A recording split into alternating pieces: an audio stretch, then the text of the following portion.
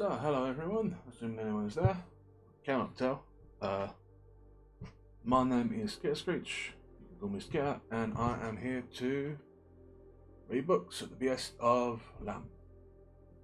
I don't know if I need to do this little bit anymore because I did the whole lore thing last time, but I always feel like I should introduce what we're doing here in case someone's new. But yeah, I'm going to avoid beating so much around the bush today at any rate. So I think we're just going to get right into it, really. So yeah, which is to say that we're going to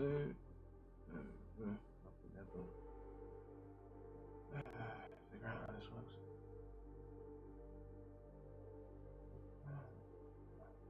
Always there are issues.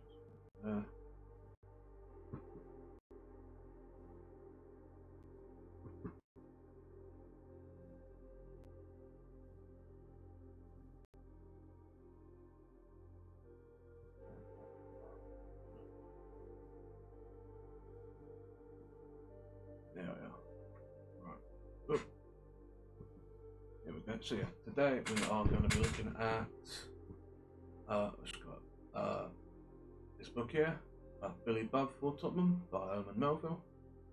We also still have Alala from Stevenson, we didn't get done with yesterday, so if we got time, we'll, or if we can feel up to it, I suppose there's no lack of time, we'll go over that afterwards. For now, we are starting out here, and yeah, I think this one is a chapter book, so I'm going to stop at chapters to make my little comments. But yeah, as always, feel free if you have questions or want me to go over a passage again or whatever, let me know, and we'll do what we can. So without further ado, let's get into it.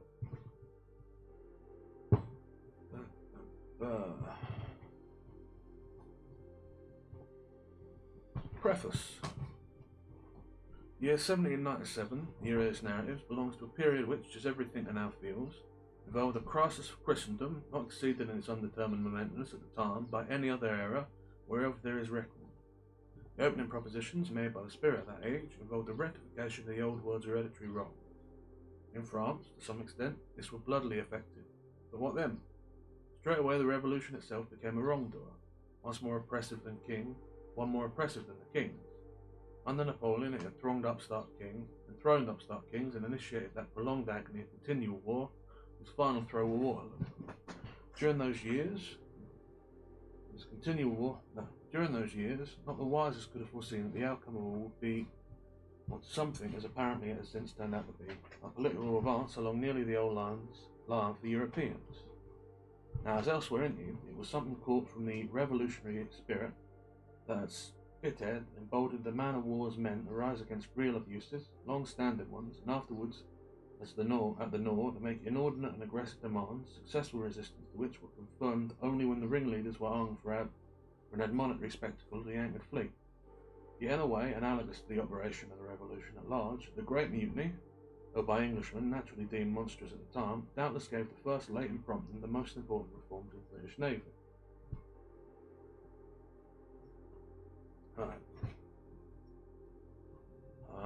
And then we're at chapter 1. An inside narrative.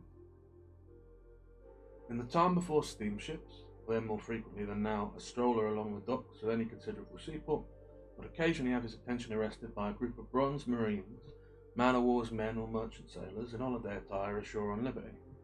In certain instances they were flanked, or, like a bodyguard, quite around some superior figure of their own class, moving along with them like Aldebaran among the lesser lights of his constellation. That signal object were the handsome sailor of the less prosaic type, like the military and merchant navies. With no perceptible trace of the vainglorious about him, rather with the offhand unaffectedness of natural regality, he seemed to accept the spontaneous homage of his shipmates. A somewhat remarkable instance reoccurs to me.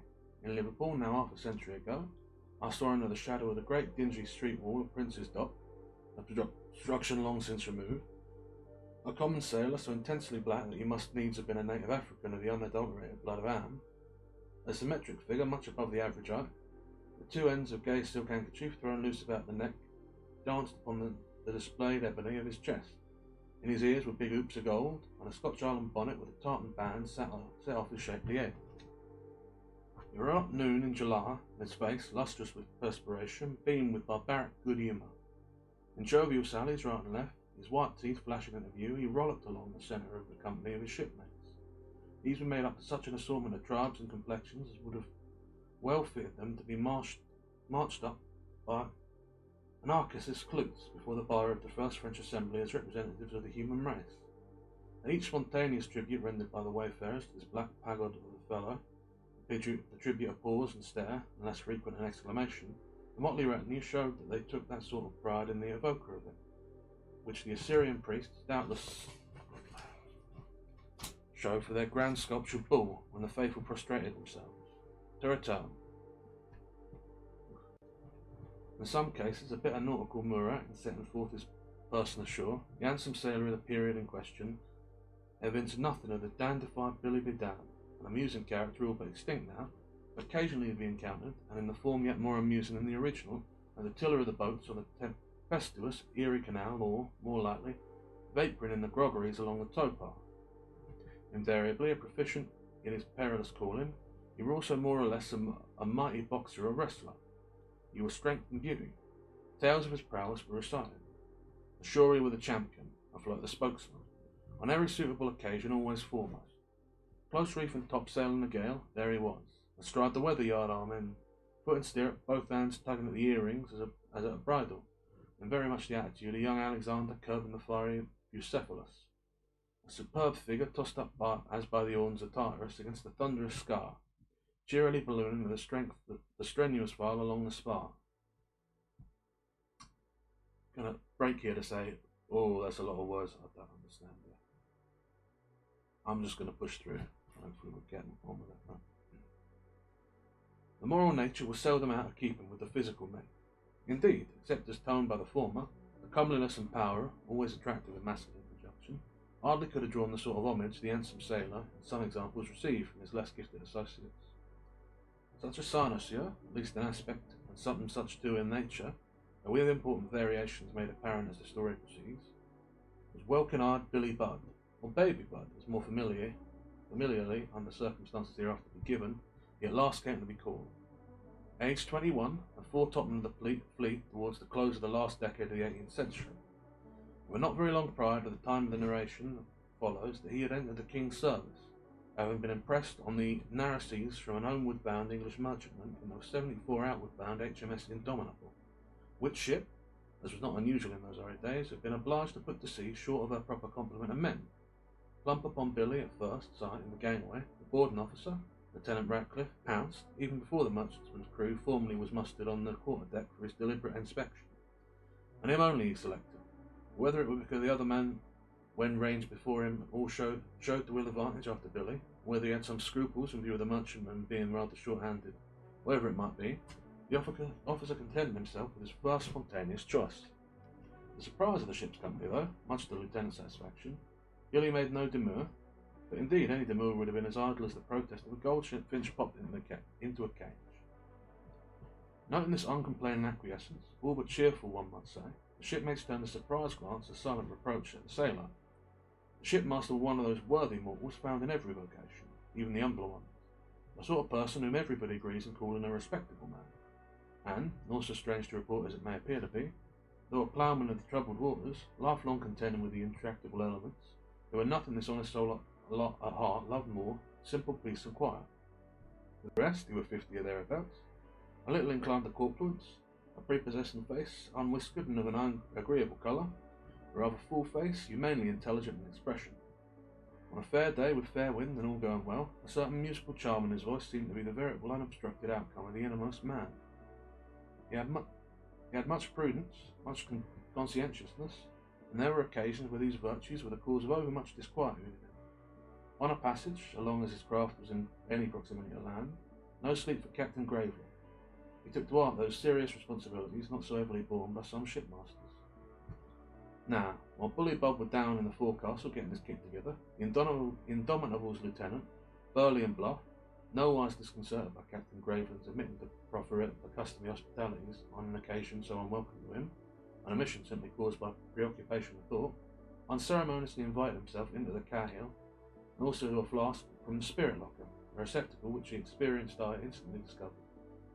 In fact, he was one of those sea dogs in whom all the hardship and peril of naval life and the great prolonged wars of his time never impaired the natural instinct for sensuous enjoyment.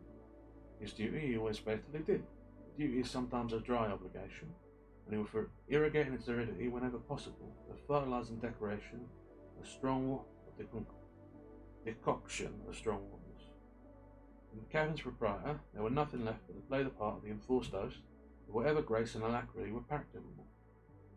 As necessary agents to the flask, he silently placed a tumbler and water jug before the irrepressible guest, but excusing himself from partaking just then, dismally watched the unembarrassed officer deliberately diluting his grog a little, and tossing it off in 3 swallows, pushing the empty tumbler away, yet not so far as to be beyond easy reach, at the same time setting himself in his seat, and smacking his lips with our satisfaction, and then looking straight at the host.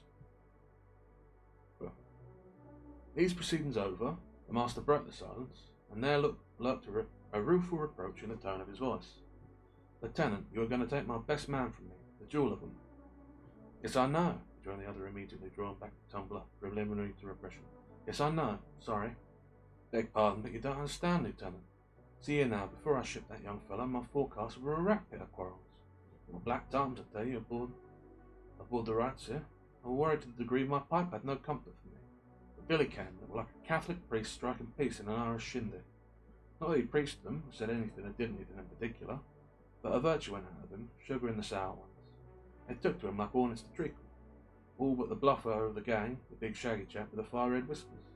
He indeed, out of envy perhaps, of the newcomer, thinking such a sweet and pleasant fellow as he mockingly designated the others could hardly have the spirit of a gamecock, must needs bestir himself in trying to get up an ugly row with him. Billy football with him, and reassured him in a pleasant way. He is something like myself, Lieutenant, to whom what a quarrel is hateful. But nothing served. So in the second dog watch of one day, the Red Whiskers, in presence of others, under pretence of showing Billy just what whence a sirloin steak will cut, for the fellow had once been a pitcher, suddenly gave him a dig under the ribs. Quick as lightning, Billy let fly his arm. I dare say he never meant to do quite as much as he did, but anyhow he gave the burly fool a terrible drubbing. Took about half a minute, I should think, and Lord bless you, the lubber was astonished at his hilarity. And will you believe it, Lieutenant, the Red Whiskers now really loves Billy. Loves him. He's the biggest hypocrite that I ever heard of. But they all love him. Some of them do his washing, darn old trousers for him, and carpenters at odd times making pretty little trusted drawers for him. Anybody would do anything to Billy, bub. It's the happy family here. Now, Lieutenant, if that young fellow goes, I know I'll go aboard the Rights. Not again very soon, shall I? Coming up from dinner, leaning over the capstan, smoking a quiet pipe. And not very soon again, I think. Ah, Lieutenant, you're going to take away the jewel of them. You're going to take away my peacemaker. And without the good soul had really some ado in checking a rising solar. Well, said the Lieutenant, who was listening with amused interest to all this, and now waxing merry with Stipple. Oh, blessed are the peacemakers, especially the fighting peacemakers. And such are the 74 beauties, some of which you see poking their nose out of the portholes of yonder warship, lying to for me, pointing through the cabin windows at the Indomitable. Courage! Don't look so downhearted, man. I have pledged you in advance the royal approbation. Rest assured that His Majesty will be delighted to know that at a time when his hardtack is not sought for by sailors with such avidity as it should be, a time also when some shipmasters privily resent the borrowing from them a tar or two for the service, His Majesty, I say, will be delighted to learn that one shipmaster at least cheerfully surrenders to the King the flower of his flock, a sailor who, with equal loyalty, makes no dissent. But where's my beauty? Ah, running through the cabin's open door. Here he comes, and by Jove, lugging along his chest, Apollo with his portmanteau. My man, staring at him. You can't take that big box aboard a warship. The boxes there are mostly shot boxes. Put your duds in a bag, lad. Boot and saddle for the cavalryman, bag and hammock for the man of war's man. A transfer from chest to bag were made, and after seeing his man into the cutter, and then follow him down, the lieutenant pushed off from the Rights of Man. That was the merchant ship's name, although by our master and crew abbreviated in sailor fashion into the Rights. The hard-headed Dundee owner was a staunch admirer of Thomas Paine, whose book in rejoinder to Burke's arraignment of the French Revolution had then been published for some time, and had gone everywhere. In christening his vessel after the title of Paine's volume, the man of Dundee was something like his contemporary ship owner, Stephen Girard of Philadelphia, who simply is alike with his native land and its liberal philosophies. He evinced by naming his ships after Voltaire, Diderot, and so forth.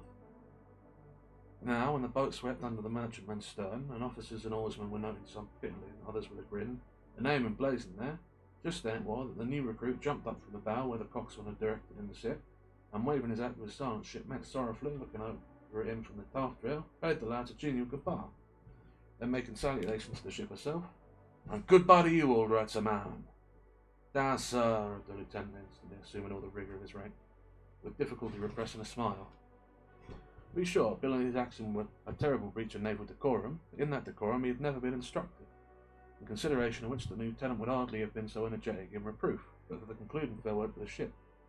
This he rather took as meant to convey a covert sally on the new recruit's part, as last slur at impressment in general, and that of himself in especial, and yet more likely, if satire were its effect, it were hardly so by intention. For Billy, though aptly endowed with the gaiety of high health, youth, and a free heart, was yet by no means of a satirical term. The wit and the sinister dexterity were alike wanting. To deal in double meaning and insinuations of any sort were quite foreign to his nature. And to his enforced enlistment, that he seemed to take pretty much as he was wont to take any vicissitudes of weather. Like the animals, though, no philosopher he was, without knowing it, practically a fatalist. And it may be that he rather liked this adventurous turn in his affairs, which promised an opening into novel scenes and martial excitements. Aboard the Indomitable, our merchant sailor was forthright rated as an able seaman, and assigned to the starboard watch of the foretop. He was soon at home in the service, not all disliked for his unpretentious good looks, and a sort of genial happy-go-lucky air. No merrier man in his mess, in marked contrast to certain other individuals included like himself among the impressed portion of the ship's company. These, when not actively employed, were sometimes, and more particularly, in the last dog watch, when the drawing nearer twilight induced reverie, apt to fall into a saddish mood, which in some took a sullenness. They were not so young as our foretopman, and no few of them must have known her heart of some sort. Others may have had wives and children left too, probably, in uncertain circumstances, and hardly any but must have acknowledged kith and kin, while for Billy, as will shortly be seen, his entire family were practically invested in himself. And that's the end of chapter 1. So that is a lot of quite complicated words, and I'm not entirely sure I gathered all of them. Let's go over some of what I did understand. I don't know why I understand some of these words, but I also don't know why I speak English language at all, so, I'm around, happens, weird things. So the pressing part, I think, refers to being press gang, which is the old act of certain navies, especially the British, of basically kidnapping people to turn them into sailors. I wasn't familiar with the idea of doing it from other boats, but I know that it was pretty common for naval press ganning parties to hit up dockside taverns and just grab men and put them in the navy. What else? The holiday dress, that I recognise as well. That is specifically in reference to the clothes worn by sailors when they get shore leave, known as holiday. And often includes ribbons or medals for navalmen. Other than that, I don't think there's any particular terms other than that that were both confusing and that I understood. Anything else is either a mystery to me or I think fairly plain. So I'm going to have a quick drink and then we'll talk on what I got from that chapter.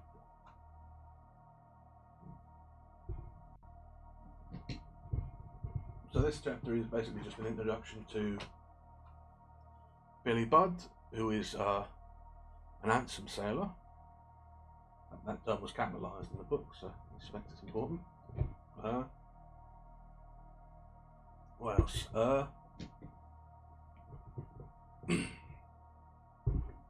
Yeah, he's a young man, 21-ish. Seems to be good at his job and well liked. And quite adaptable to his circumstance, which is, I suppose, a good thing for a man to be.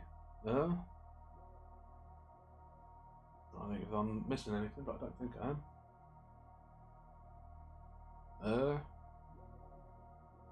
Yeah, I mean, the captain of the merchantman was mostly there just to tell us about him. The lieutenant seems a bit of an ass, but yeah, I don't know. Don't think there's much more to be said. I mean, yeah, strong fighter as well, I suppose. But yeah, this is just an introduction to him, I think, this chapter, really. So we'll push on with it. Why is my throat already giving me grief? That's mad. Going to go in 10 pages. Right. 2. By noon, May Foretopman were well received in the top and on the gun decks. Hardly here were he at Cynosure he had previously been among these minor ships companies of the merchant marine, with which companies only had he hitherto consorted. He was young, and despite his all but fully developed frame and aspect, looked even younger than he really was. This was owing to a lingering adolescent expression in the as yet smooth face, all but feminine in purity and natural complexion, but where, thanks to his sea-going, the lily were quite suppressed, and the rose had some ado visibility that flushed through the tam. To one essentially such a novice in the complexities of factitious life, the abrupt transition from his former and simpler sphere to the ampler and more knowing world of a great warship, this might well have abashed him had there been any conceit or vanity in his composition. Christ, what is up? Oh, my throat is not doing well. It's bad. Among her miscellaneous multitude, the Indomitable mustered several individuals who, however inferior in grade, were no common natural stamp sailors, more singular, susceptible of that air which continuous martial discipline and repeated presence in battle can to some degree impart even to the average man. As the handsome sailor, Billy Budd's position aboard the 74 was something analogous to that of a rustic beauty, transplanted from the provinces and brought into competition with the high-born dames of the court. This change of circumstance he scarcely noticed. As little did he observe that something about him provoked an ambiguous smile in one or two idle faces among the blue jackets. Not less unaware was he of the particular favourable effect his person and demeanour had upon the more intelligent gentlemen of the quarter deck. Nor could this well have been otherwise. Past in a mould peculiar to the finest physical examples of those Englishmen in whom a Saxon strain would seem not at all to partake of any Northman or other admixture, he showed in face that humane look of reposeful good nature which the Greek sculptor in some instances gave to his heroic strong man Hercules. This again was subtly modified by another and pervasive quality. The ear, small and shapely, the arch of the foot, curve in mouth and nostril, even the indurated hand dyed to the orange tawny of the toucan's bill, an hand telling of the halyards and tar buckets, but above all, something in the mobile expression and every chance attitude and movement, something suggestive of a mother eminently favoured by love and grace. All this strangely indicated a lineage in direct contradiction to his lot. The mysterious here became less mysterious, through a matter of fact elicited when Billy at the capstan was being formally mustered into the service. Asked by the officer, a small brisk little gentleman as it chanced, among other questions, his place of birth, he replies, "Please, sir, I don't know." "And you know where you were born? Who was your father?" "God knows, sir." Struck with the straightforward simplicity of these replies, the officer next asked, "You know anything about your beginning?" "No, sir, but I've heard that I was found in a pretty silk-lined basket, hanging one morning from the knocker of a good man's door in Bristol." "Found, you say? Well," throwing back his head and looking up and down Aurora, "well, it turns out to be a pretty good find. Hope they'll find some more like you, my man. The fleet sadly needs them." Yes, Billy Budd were a foundling, a presumable barblow, and evidently no ignoble one. Noble descent were as obvious in him as a blood horse. For the rest, with little or no sharpness of faculty, or any trace of the wisdom of the serpent, not yet quite a dove, he possessed a certain degree of intelligence, along with the unconventional rectitude of a sound human creature, one of whom not yet has been proffered the questionable apple of knowledge. He were illiterate, he could not read, but he could sing. The illiterate nightingale was sometimes the composer of his own song. A self-consciousness he seemed to have little or none, or about as much as we may reasonably impute to a dog of St. Bernard's breed. Habitually being with the elements and knowing little more of the land than as a beach or rather than a portion of the terraqueous globe providentially set apart for dance houses, doxies and tapsters, in short, what sailors call a fiddler's green, his simple nature remained unsophisticated by those moral obliquities which are not in every case incomparable with that manufacturable thing known as respectability. Are sailors frequenters of fiddler's greens without vices? No, but less often than with the landsmen do their vices, so-called, partake of crookedness of art, seeming less to proceed from viciousness than exuberance of vitality after long restraint, frank manifestations in accordance with natural law. By his original constitution, aided by the co-operating influences of his lot, Billy in many respects were little more than a sort of upright barbarian, much such perhaps as Adam presumably might have been ere the urbane serpent wiggled himself in his company. And here be it submitted that apparently going to corroborate the doctrine of man's fall, a doctrine now popularly ignored, it is observable that where certain virtues pristine and unadulterated and unadulterated peculiarly. Certain virtues pristine and unadulterate peculiarly characterize anybody in the external uniform of civilization. They will, upon scrutiny, seem not to be derived from custom or convention, but rather be out of keeping with these, as if indeed exceptionally transmitted from a period prior to Cain's city and citified man. A character marked by such qualities as to an uninvited taste and untampered with flavour, without berries, while the man thoroughly civilized, even a fair specimen of the breed, as to the same moral plate, a questionable smack is a compounded wine. When any stray in error are these primitive qualities found, like Casperosa, wandering dazed in any Christian capital of our time, the poet's famous invocation near 2,000 years ago, with the good rustics out of this latitude in Rome of the Caesars still appropriately holds. Faithful in art, in word and thought, what has the Fabian to the city brought? Our handsome sailor has had as much of masculine beauty as one can expect anywhere to see. Nevertheless, like the beautiful woman in one of Hawthorne's minor tales, there's just one thing missing him. No visible blemish, indeed, as with the lady, no, but an occasional liability to a vocal defect. Though in the hour of elemental uproar or peril, he were everything that a sailor should be. Beyond the sudden provocation of a strong art feeling, his voice, otherwise singularly musical, as if expressive of the harmony within, was apt to develop an organic hesitancy. In fact, more or less of a stutter, or even worse. In this particular, Billy were a striking instance that the arch interpreter, the envious Marport of Eden, still has more or less to do with every human consignment to this planet of Earth. In every case, one way or the other, he is sure to slip in his little card as much as to remind us, I do have an hand here. The avowal of such an imperfection in the handsome sailor should be evidence not alone that he is not presented as a conventional hero, but also that the story in which he is the main figure is no romance. That's the end of chapter 2. Looks like these might be quite short chapters, but I probably am going to take a break at each of them, because not only is my throat giving me grief undearly, but also they're very dense. I found Melville dense before, but this is well, that's no longer a ball game, really. Huh. I'm gonna drink water now.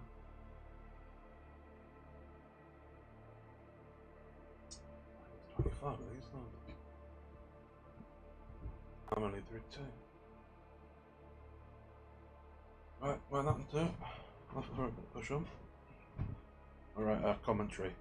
I mean, we're just getting more information about him, really. We're developing the character. I'll push on. 3. At the time of Billy Budd's arbitrary enlistment in the Indomitable, that ship were on our way to join the Mediterranean fleet. No long time elapsed before the junction was effected. As one of that fleet, the 74 participated in its movements, though at times, on account of her superior sailing qualities, in the absence of frigates, they're dispatched on separate duty as a scout, and at times on less temporary service. With all this story has little concernment restricted as it is to the inner life of one particular ship and the career of an individual sailor. With the summer of 1797, in the April of that year had occurred the commotion in Spithead, followed in May by a second and yet more serious outbreak in the fleet of the North. The latter is known, and without exaggeration in the epithet, as the Great Mutiny. It were indeed a demonstration more menacing to England than the contemporary manifestos and conquering and proselytizing armies of the French Directorate. The Empire, the North Mutiny were what a strike in the fire brigade would be to London threatened by General Arson. In a crisis when the kingdom might well have anticipated the famous signal that some years later published along the naval lines of battle what it was, but upon occasion England expected of Englishmen, that was the time when at the masthead of the 3-decker and 74s moored in their own roadstead, a fleet, the right arm of a power then all but sole free conservative one of the old world, the Blue Jackets, to be numbered by thousands, ran up with hurrahs to the British colours, with the Union and Cross wiped out, and the cancellation transmuting the flag of founded law and freedom defined into the enemy's red metre of unbridled and unbounded revolt. Reasonable discontent growing out of practical grievances in the fleet had been ignited into irrational combustion as by live cinders blown across the channel from France in flames. Dear Lord, so I'm just going to stop here. I think I know what's meant by that paragraph. It's talking about how this big mutiny happened and the men who were involved in it were pushed from reasonable doubt to an unreasonable mutiny, but Lord, I'm not sure I could tell you how I come to that conclusion. Lord Almighty, that is one dense bloody paragraph. It's like biting on a block of cheese and finding it's as dense as stone. Lord, I've liked Melville before. They were a bit wordy in some of his stories, but Lord Almighty, that's a bit much. I like Darby the Scrivener, but I will push on with it.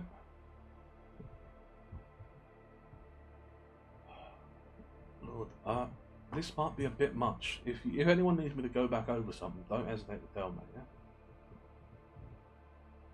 The event converted in the night into irony for a time. Those spirited strains had dibbed in. As a songwriter, no mean auxiliary to the English government. This European conjecture, strains celebrating, among other things, the patriotic devotion to the British tar. And as for my life, 'tis the King's. Such an episode in the island's grand naval story, our naval historians naturally abridge. One of them, G.P.R. James, candidly acknowledging that the fame, would he pass it over, did not impartiality forbid fastidiousness. And it is mentioned as less an oration than a reference, having to do hardly at all with the details. Nor are these readily to be found in the libraries. Like some other events in every age, befallen states everywhere, including America, the Great Mutiny was of such a character, national pride, along with views of policy, would fain shade it off in the historical background. Such events cannot be ignored. There is a considerate way of hysterically treating them. If a well-constituted individual refrains from emblazoning aught amiss or calamitous in his family, a nation in the like circumstance may without reproach be equally discreet. Okay, no, this is mad. This is not... People, like, what? I'm following here, but it's like every word he says is the most complicated version of the word he could choose. And he's picking 5 or 6 words for everyone he needs.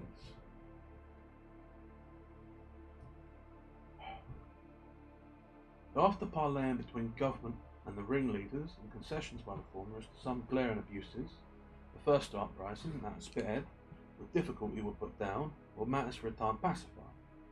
Yet the North, the unforeseen renewal of insurrection on a yet larger scale, and emphasising the conferences that ensued by demands deemed by the authorities not only inadmissible, but aggressively insolent, indicated, if the red flag did not sufficiently do so, what was the spirit animating the men. Final suppression, however, there was, but only made possible, perhaps, by the unswerving loyalty of the Marine Corps, and a voluntary resumption of loyalty among influential sections of the crew. To some extent, the Nore mutiny may be regarded as analogous to the distempering interruption of contagious fever in a frame constitutionally sound, which anon throws it off. At all events, among these thousands of mutineers were some of the tars who, not so very long afterwards, whether wholly prompted thereto by patriotism or pugnacious instincts or both, out to win a coronet for Nelson at the Nile, and the naval crown of crowns for him at Trafalgar. For the mutiny of those battles, and especially Trafalgar, were a plenary absolution, and a grand one for that which goes to make up scenic naval displays as heroic magnificence in arms. Those battles, especially Trafalgar, stand unmatched in human annals. That's the end of chapter 3. That were 2 pages, not even 2 full pages. There were like a little bit of gap at the end of the last one, and it being a new chapter, there were a dip. That was probably a page and a half of text. What? What's going on here? That is mad. Dear Lord, that is too much.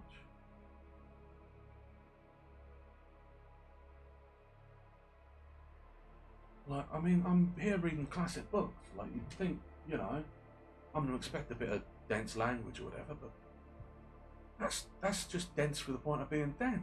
What? Melville's a good writer. We've seen his other stuff, and like, sure, maybe the Lightning Rod Man were a bit much, but that was mostly just scientific jargon. This isn't like. Is this maybe some of his older stuff? Is the language just a bit more dated? It feels so dense and needlessly wordy. It's frustrating. I think I'm starting to understand a bit what that means by good books, because I've started recognising some of them. Like, you can tell when a book is easy to read, enjoyable, compelling, and there are signs of that in this. Like the description of Billy Budd when it's not like going on at length and using a million words that are very complicated is good, right? It's clear and comprehensible, and he gives a picture of the man, especially the description of how the crew treats him, or the crew and the old merchantman treated him. There's so much dense sort of, the historical references are treated so, I don't know how to put it, like it's talking around the subject. It's like it's walking a like path, curving around the point, and it's not when there's a straight line to it. And we've seen Melville do better, like the apple tree table and the lightning of Rodman had a bit of this in it, but Bartleby the Scrivener were really good. They had a really good job of doing it, and when it did use odd language, it used it deliberately. Maybe I've been spoiled lately. I'm reading a lot of good stuff. And even Jekyll and Hyde were mostly pretty good, although the last chapter I think was sort of rough. I didn't end well, but God. I'm not enjoying reading this. It's a slog. I have another swallow of water and we'll push back through it. The worst way is though that I started it now and I feel compelled to finish it. I hate to have to do this more days than one. Can you imagine spending multiple days doing this? Oh. Maybe I should start with the lava. Or some of the Jack London. Oh, I didn't even show you my new, my London. I'll take a break briefly so I can show you something. Anyone who has watched these regularly knows that I've gotten quite a lot of Jack Londons, and that is not changed. I just today finished clearing out the little section where I've been getting them from. So if you look over here, you see I've got a trio more of the little short books that we've been reading. Now I've got around the Unvoracious, the Apostate, and Law of Life. Actually, the reason I left some of these for last is I thought that the last two were duplicates, because we got Love Alive and we got the Heretic, and I thought, I sort of mixed up the Apostate with the Heretic, and I thought Law of Life was just Love Alive again until I cleared them all completely out. While I was clearing it out, I also found, see down here, another big one of these, the Seawolf. That is a very big book. It's quite a nice copy actually. Let's see if I can get it better in frame. And this isn't like a little short one, this is a long one. Like, this is even longer than White Fang, which is pretty long. And I've got a plan for what I'm going to do with the Londons. I'm going to do them all as a little special event, I think. But so watch out for that. I think I'm going to do some sort of marathon where which I've got some loose plans. I'll talk about it more on Twitter and maybe another stream. But yeah, there's something planned for them, which is why I'm not reading them. I do wish I was reading some London right now. It's a lot easier. Anyway, I think I put it off as long as I'm going to get. So let's start back into this. Chapter 4. The greatest sailor since the world began, Tennyson.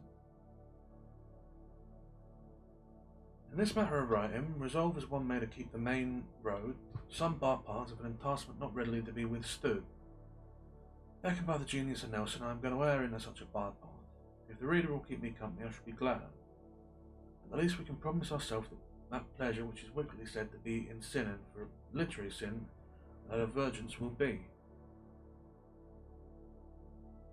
Is this Melville acknowledging that this is bad?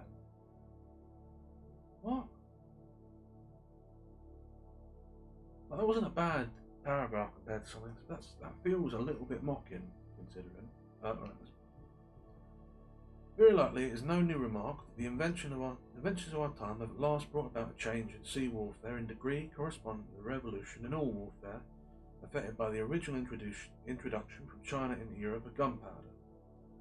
The first European firearm, a clumsy contrivance, was, as is well known, scouted by no few of the knights as a base implement good enough peradventure for weavers too craven to stand up crossing steel with steel in frank fire. But a sure knightly valour, though shorn of its blazonry, did not cease with the knights, neither on the seas. Nowadays in encounters there is a certain kind of displayed gallantry befallen out of date as hardly applicable under changed circumstances. The noble qualities of such a naval magnates as Don John of Austria, Doria, Van Tromp, Jean Bart, the long line of British admirals, and the American decateurs of 1812 become obsolete with their wooden walls. I'm sorry, what? Now, none of that made sense as I said it out loud. In my defence, there are 1, 2, 3, 4, 5, 6, 7, 8, 9, 10, 11 lines there of text, 11 lines, without a full stop. That was 11 lines of text. Oh, sorry, 10 and a half lines, I should say, because one of them shortened because it's the end of the paragraph. That were a single sentence, full of commas and names and dates and... What is this? This is supposed to be a good book, Lamp. This has got to get better as we go. Lord, it is a struggle. Nevertheless, to anyone who can hold the present at its worth without being inappreciative of the past, it may be forgiven if to such a one the solitary old hulk at Portsmouth, Nelson's Victory, seems to float there, not alone as the decaying monument of a frame incorruptible, but also as a poetic reproach, softened by its picturesqueness, to the monitors and yet mightier hulls of the European ironclads. That time we had 6 lines of text without a break, without a full stop. Who hurt you, Herman Melville? This is not altogether because such craft are unsightly, unavoidably lacking the symmetry and grand lines of the old battleships, equally for other reasons. There are some, perhaps, who, while not altogether inaccessible to that poetic reproach just alluded to, may yet be after the new order be disposed to parry it, and thus to the extent of iconoclasm, if need be. For example, prompted by the sight of the star inserted in the Victory's deck, designating the spot where the great sailor fell, these martial utilitarians may suggest considerations implying that Nelson's ornate publication of his persona in battle were not only unnecessary, but not military, nay, savoured of foolhardiness and vanity. 8 lines without a full stop. They may add too that at Trafalgar were in effect nothing less than a challenge to death, and death came. And but for his bravado, the victorious admiral might possibly have survived the battle, and so instead of having his sagacious dying injunctions overruled by his immediate successor in command, he himself, when the contest were decided, might have brought his shattered fleet to anchor, a proceeding which might have averted the deplorable loss of life by shipwreck and the element tempest that followed the Martian one. 1, 2, 3, 4, 5, 6, 7, 8, 9 lines without a full stop.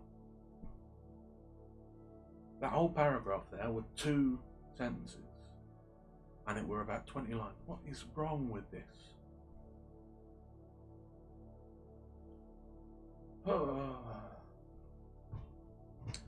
Well, should we set aside the more than disputable point whether for various reasons it were possible to anchor the fleet, then plausibly enough the Bentamites of war may urge the above, that he might have been his boggy ground to build on, and certainly in foresight as to the larger issue of an encounter, and anxious preparations for it, buoying the deadly way and mapping it out, as at Copenhagen, few commanders have been so painstakingly circumspect as this reckless declarer of his person in fight. Personal prudence, even when dictated by quite other than selfish considerations, is surely no special virtue in military men, while an excessive love of glory, exercising to the utmost the honest, heartfelt sense of duty, is the first. If the name Wellington is not so much a trumpet to the blood as the simpler name Nelson, the reason for this may perhaps be inferred from the above. Alfred, in his funeral, ode on the victor of Waterloo, ventures not to call him the greatest soldier of all time, when the same ode invokes Nelson as the greatest sailor since the world began. At Trafalgar, Nelson, on the brink of opening the fight, sat down and wrote his last brief, will and testament, Under the presentment of the most magnificent of all victories, to be crowned by his own glorious death, a sort of priestly motive led him to dress his person in the jewelled vouchers of his own shining deed. If thus to have adorned himself for the altar and the sacrifice are indeed vainglory, the affectation and fustian is each truly heroic line of the great epics and dramas, since in such lines the poet embodies the verse of those exaltations of sentiment that nature like Nelson, the opportunity being given, vitalizes into acts. That's the end of chapter 4. That were also a page and a half.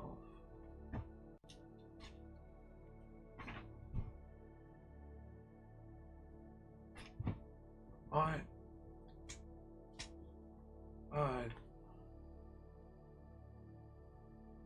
don't know if I can do this. He's doing my bloody head in. I mean, really, what?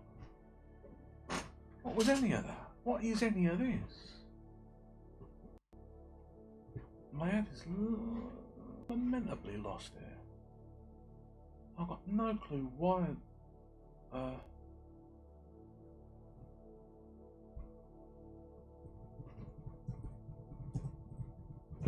I've got no idea why any of this is being done like this. Why any of these...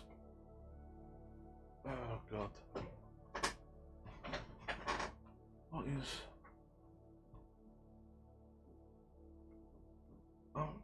Is there anything here that might explain what's going on?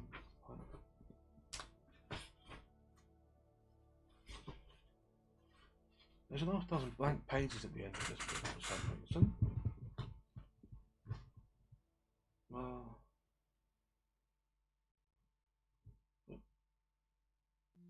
No, it doesn't seem really like this is an historical text or anything. This is just...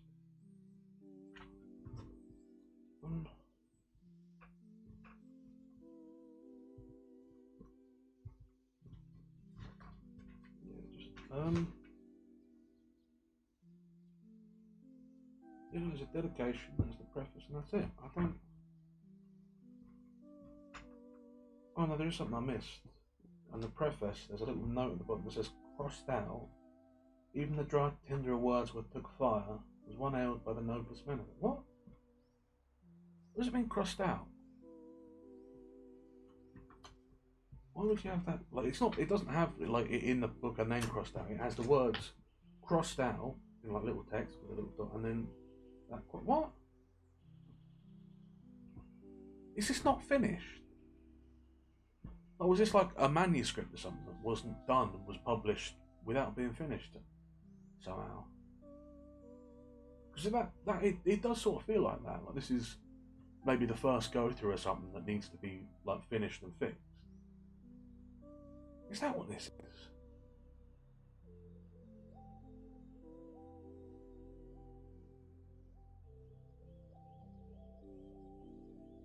Okay.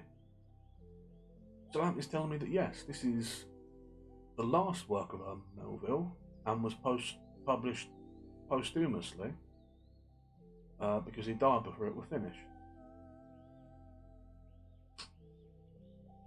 Which does explain why it is a bit rough, it not being finished. I don't know what to say about that now. I was angry about it being bad. And I'm not angry at Herman Melville anymore, because it wasn't finished. Like, we know he can do good work. We've read his other stuff, so this just isn't. This is just like an early piece that was meant to be fixed. I'm guessing he literally just wrote these down as he went. But why would you publish it then? Or why would you publish it without finishing it at least? I mean, even making those parts that were in here that were crossed out. This doesn't feel like a good book in that sense. It doesn't even really feel like a book. It feels like, I don't know. Almost feels rude, right? Like, you have this man who were good at a craft, who were good at something, and then after he cops it, you take his last unfinished piece that isn't good and say, oh, here world, look at this. The last mark of this great author. A book that isn't finished and isn't very good. What? That seems mad to me.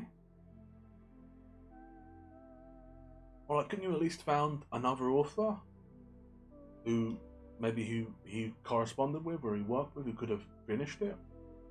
Or at least had a look over it and made the judgment call that it wasn't finished enough to be, like, it feels sort of disrespectful to the man. Am I wrong there? Well, maybe I am, but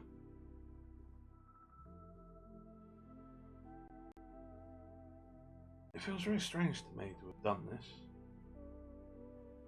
And it feels very strange to me to be reading this. And I'm not just saying that because I'm also not enjoying reading it at all. Although I'm not. But it's a weird not enjoying it too. It's not like the animal story, the Aesop one, the dolphin and the gudgeon or whatever, where it was just not very good. But there's something to this. You can see that there are themes and ideas here that are well worth exploring. And there's even like or some parts of it that are like good, that are solid, like the stuff with like Billy Budd being described. There's just so much of it that is needless or so long-winded and badly written that it just becomes a chore to do. You understand what I'm saying here? I might even go so far as to disagree with Lamp about this being a good book. Like, it's by a good author, and it might even be an important book. But I don't know if I would say that this were a good book.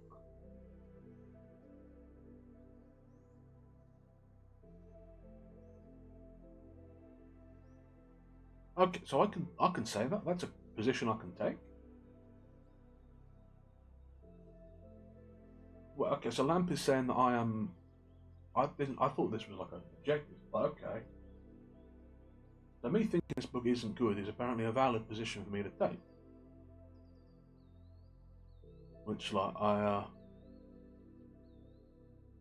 feel like it's a stance I should have taken more firmly than with the Whale, the Dolphin, and the Gudgeon. I want that out of my library. I guess this place is my library now. This little section is mine. Huh. I don't know how I feel about that. I also feel, I don't know, I feel less good about kicking this out. Because it feels like it could have been a good book. Right, but it's not done yet, right? Like, it's like an egg, right? This could have hatched into a good book, but it didn't. And it can't now because the man who would have made it into a good book is dead. But it being like an egg that could have been a chicken doesn't make it a chicken. It's just a weird egg. In fact, if anything, it makes it quite bad as an egg as well. You don't really want an egg that's already halfway to being a chicken. You want an egg that's just an egg. Which I guess in this metaphor would be blank paper. Is that why there's blank pages at the end of the text? To imply that this is... Huh.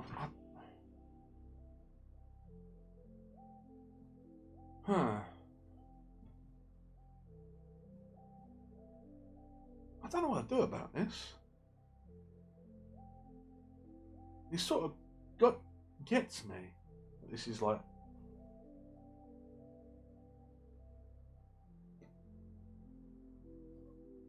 I'll tell you what I'm going to do. I'm going to push on for another chapter. And we'll see if it gets back to being good. And if it doesn't, I think we'll stop for now. And maybe stop for the evening, because this is sort of throwing me. And if after another chapter it doesn't go back to having something good enough that we want to pull on, I think we'll put this aside for a while. Maybe come back to it at a later date. I don't know. It feels like it might be worth examining something like this, right? A book that is not a good book, but is a book that was meant to be good, or was going to be good, right? Because that would tell us more about good books, right? Like how they come to be. Maybe. I don't know.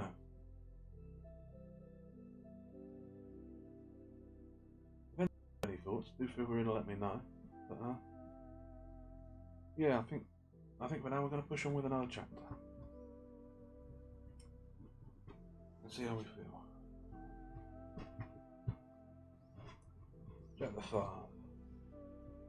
The outbreak at the Knoll were put down, but not every grievance were addressed. If the contractors, for example, were no longer permitted to apply some practices peculiar to their tribe everywhere, such as providing shoddy cloth, rations not sound or false in the measure, not the less impressment, for one thing, went on. Our custom, sanctioned for centuries and judiciously maintained by a Lord Chancellor as late as Mansfield, that mode of man in the fleet, a mode now fallen into a sort of abeyance, but never formally renounced, it were not practicable to give up in those years. An abrogation would have crippled the indispensable fleet, one wholly under canvas, no steam power, its innumerable sails and thousands of cannon, everything in short, worked by muscle alone. A fleet the more insensate in demand for men, because then multiplying its ships of all grades against contingencies present, and a come with a convulsed continent. Convulsed continent. Finish the chapter. Discontent foreran the two mutinies, and more or less it lurkingly survived them. Hence it were not unreasonable to apprehend some return of trouble sporadic and general. One instance of such apprehension, in the same year with this story, Nelson, the Vice Admiral Sir Horatio, being with the fleet off the Spanish coast, were directed by the Admiral in command to shift his pennant from captain to the Theseus, and for this reason, now the latter ship having newly arrived in the station from home where it had taken part in the Great Mutiny, danger was apprehended from the temper of the men. And it was thought that an officer like Nelson were the one, not indeed to terrorise the crew in the base objection, but to win them by force of his mere presence back to an allegiance, if not as enthusiastic as his own, yet as true. So it was that for a time, on more than one quarter-deck, an anxiety did exist. At sea, precautionary vigilance was strained against relapse. At shore notice, an engagement might come on. When it did, the lieutenants assigned to batteries felt it incumbent on them in some instinct to stand with drawn swords behind the men working the guns. But on board the 74, in which Billy now swung his hammock, very little in the manner of the men had nothing obvious in the demeanour of the officers would have suggested to an ordinary observer that the Great Mutiny were a recent affair. In the general bearing and confidence, the officers of a warship naturally take their tone from the commander. If he is brave, but if he have the ascendancy of character that ought to be his. Captain the Honourable Edward Fairfax Vere, given his full title, were a bachelor of 40 or thereabouts, a sailor of distinction, even in a time prolific of renowned seamen. While up to the eye of nobility, his advancement had not been altogether owing to influence connected with that circumstance. He had seen much service, had been in various engagements, always acquitting himself as an officer mindful of the welfare of his men, but never tolerating an infraction of discipline. Thoroughly versed in the science of his profession, and intrepid to the verge of temerity, though never injudiciously so. For his gallantry in the West Indian waters as flag lieutenant under Rodney and that admiral's crown and victory over de Grasse, he were made a post-captain. Ashore, in the garb of a civilian, scarce anyone would have taken him for a sailor, more especially that he had never garnished unprofessional talk with nautical terms, and grave in his bearing evinced little appreciation of mere humour. It were not out keeping with these traits that on a passage where nothing demanded of his paramount action, he were the most undemonstrative of men. Any landsman observing this gentleman, not conspicuous by his stature and wearing no pronounced insignia, emerging from his retreat to the open deck and noting the silent deference of the officers retiring to leeward, might have taken him for the king's guest, a civilian aboard the king's ship, only on a discreet envoy on his way to an important post. But in fact, this unobtrusiveness of demeanour may have proceeded from a certain unaffected modesty of manhood sometimes accompanying a resolute nature, a modesty evinced in all times, not calling for pronounced action, and which, shown in any rank of life, suggests a virtue aristocratic in kind. We were almost there. The start of that stuff about the captain was really good, and then we had this huge long run-on sentence that says, oh. As with some others engaged in various departments of the world's more heroic activities, Captain Vere, though practical enough upon occasion, would at times betray a certain dreaminess of mood. Standing alone on the weather side of the greater deck, one hand holding by the rigging, he would absently gaze off at the Black Sea. For the presentation to him of some minor matter interrupting the current of his thoughts, you would show more or less irascibility, but instantly you would control it. In the Navy, you were popularly known by the appellation Starry there. How such a designation happened to fall upon one who, whatever his sturdy qualities, were without any brilliant ones, was in this wise. A favourite kinsman, Lord Denton, a free-handed fellow, had been the first to meet and congratulate him upon his return to England in the West Indian cruise. But the day previous, turning over a copy of Andrew Marvell's poems, had lighted upon, not for the first time, however, upon the lines entitled Appellation House, no, Appleton House. The names of one of the seats of their common ancestor, an hero in the German wars of the 17th century, in which poem occurs the line, "This is to have been from the first, in domestic heaven nursed, under the discipline severe of Fairfax and the Starry Vere." And so, upon embracing his cousin fresh from Rodney's victory, wherein he had played so gallant a part, bringing over with just family pride and the sailor of their house, he exuberantly exclaimed, "Give you joy, Ed, give you joy, my Starry Vere." It's got currency and the novel prefix serving in the familiar parlance, ready to distinguish the Indomitable's captain from another there. His seniors, a distant relative, an officer alike rank in the Navy, it remained permanently attached to the surname. That's the end of chapter 5.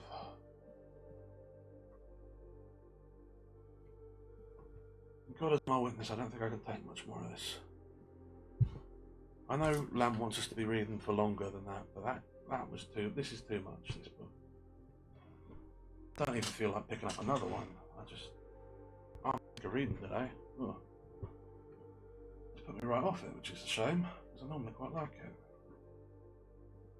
So I think we'll call that there today.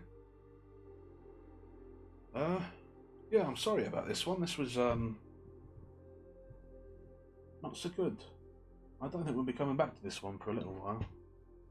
I think if and when we do come back to it, it will be with the idea of studying it as sort of a what is right and what is wrong with it sort of thing. We might even restart it over and do a sort of little analysis, but I don't think it'll be for a good long while. I don't think I know enough about about good books in general to sort of really be able to comment. But yeah, this one was quite a strong disappointment. Yeah. Well, I hope even if it wasn't a normal one, I hope that anyone who watches this got something out of it. And I hope you don't have the same headache that I do now. Ugh, my tongue feels thick after reading that. Not a good book at all. Right, well, I thank you for bearing with me this whole time, as I always do, and ta-ra.